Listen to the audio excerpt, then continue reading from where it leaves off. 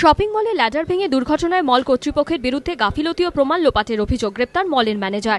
রবিবার প্রিন্স আনোয়ার রোডের এই শপিং মল সাজানোর সময় ল্যাডার ভেঙে মৃত্যু হয় এক শ্রমিকের, আহত হন আরও ৩ জন।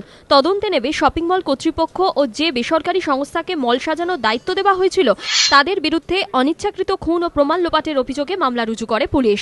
পুলিশের দাবি, শপিং মল সাজানোর জন্য একটি বেসরকারি সংস্থার সঙ্গে চুক্তি করা হয়েছিল বলে দাবি করলেও এই সংক্রান্ত কোনো চুক্তিপত্র দেখাতে পারেনি কর্তৃপক্ষ। এরপর সোমবার শপিং মলের ম্যানেজার দীপ বিশ্বাসকে গ্রেপ্তার করে যাদবপুর থানার পুলিশ। তদন্তে নেবে পুলিশ জানতে পেরেছে, ব্যক্তিগত উদ্যোগে 4 শ্রমিক নিয়োগ করেছিলেন শপিং মলের ম্যানেজার। বিশেষজ্ঞদের নিয়োগ না করে অনভিজ্ঞ শ্রমিকদের ফ্লেক্স লাগানোর কাজে লাগানো হয়েছিল। নিরাপত্তার কোনো ব্যবস্থাই রাখা হয়নি। রক্তের দাগ মুছেও ল্যাডার সরিয়ে দিয়ে প্রমাণ লুপাট করে ঘটনা ধামাচাপা দেওয়ার চেষ্টা করেছিল শপিং মল কর্তৃপক্ষ। যদিও শপিং মল কর্তৃপক্ষের দাবি, রফিকুল ইসলাম নামে এক ঠিকাদারকে কাজের দায়িত্ব দেওয়া হয়েছিল। পুলিশ জানিয়েছে তার খোঁজেও তল্লাশি চালানো হচ্ছে।